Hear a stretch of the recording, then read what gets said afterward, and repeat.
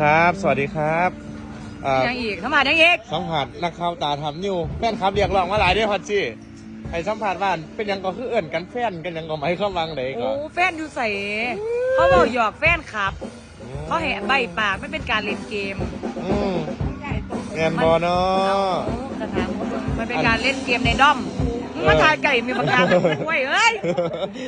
อันหมายถึงว่าในดอมนั่นเขากับสิมีให้กันให้เล่นเกมมันบอมานี่นั่งเฮ็ดปากแบบใบว่าแฟนคลับนั่นสิท่ายถือบอว่านั่งบออย่างแล้วเรียกแบบคำๆเขาคิดจริงอยู่วะนี่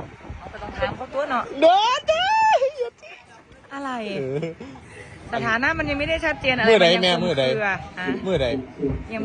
ดแต่งแม่อ๋อน้องแน่นนะบ่เพราะว่าเจ้าดิกล้วยมาแต่งกันไหนเสืออีหยังเขาใส่เสือคู่คนเสือก็เสือคู่ที่พี่น้องมึงพี่เราคุณนะก็ได้กลัวมึงไปใส่เสือคุณนะอันเราของท่องของมึงนั่นน่ะเสือก็เสือเรารีบคุณน่ะเสือก็เสือคู่ดิกระเทือนก็คือบ่เปลี่ยนอันรูปหน้าจอโทรศัพท์โหลดซะให้มันเป็นรูปคู่ซะไม่ได้เอาสิเป็นอย่างนั้นจะได้กับมาเว้คู่อยู่แล้วไหมไม่ได้ทำไมล่ะเราเป็นยืนนึ่งสวยๆเนาะโอ้ยยืนนึ่งสวยๆอยู่ก็จะมีอันนี้รูปลูกโอ้นี่รูปลูกอันนี้คือเอาไว้รอใส่รูปแฟนในอนาคตกับโบราณนี่บ่แม่เจ้าคือเขินเนี่ยเจ้าเคยถามอีกมึงเขินมาเจ้าเขินเราเนี่ยเขินได้เขินนี่อ่ะเจ้ามันทีหนึ่งอยู่เนี่ยเจ้านี่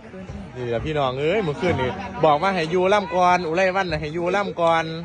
ที่แรกกับว่าบอกเลยว่าอนาคตอ่ะฉันต้องถอยบ่จะฟังข่อยก่อนตอนนี้เมื่อคืนนี่ที่แรกนะพี่น้องที่แรกนะเขาบอกว่าโอ้แม่ข่อยซื่นเข้าใจแล้วว่าสิยูประสันเพราะว่าพระเอกบ่มาทีแรกนะว่าสิยูพระเอกมาบ่มากูกั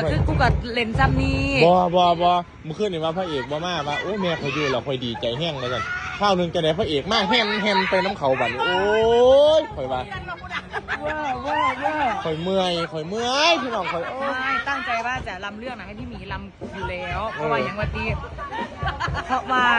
คุณได้ยินเป็นแม่งาบัดถ้าเกิดว่าเจ้าภาพลำเรื่องมันบ่ไหวดิมันต้องสลับกันดิบางทีมันต้องสลับกันเล่นเพราะมันบทหนักหนึ่งบทไฮเดี๋ยวมันหนักเดี๋ยวมันมีเสียงมึงหมักมึงนอนบทขึ้นมึงเล่นตาบอดมึงรับบทขึ้น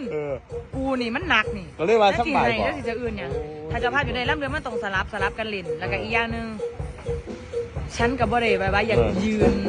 แบบเป็นตัวเด่นแต่ล่ำซิงกันมาแล้วมันล่ำเรื่องกันมันบ่ไหวเพราะให้หลายอย่างในที่ขายของอนาคตเนาะอนาคตฉันต้องถอยมาอยู่เบื้องหลังอยู่แล้วฉันก็อยากให้ทีมงานเป็นคือบางทีมันก็ไม่จำเป็นต้องแพรวตลอดคนอื่นก็มีความสามารถเช่นเดียวกันคือมือนึงฉันอาจจะเรียนเป็นอันซอลินดาก็ได้และแน่นอาจจะเรียนเป็นอุไรวันก็ได้แม่เรา11นี่เป็นตาได้ขึ้นบ่11คืน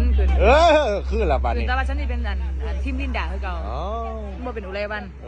ให้ผู้ใดก็ได้ว่าเป็นแม่ยาเนี่ยมันจังสิยืดเยื้อจังหน่อยโอ้ยเป็นแม่ยาจังได๋พ่อลุงตัวนี้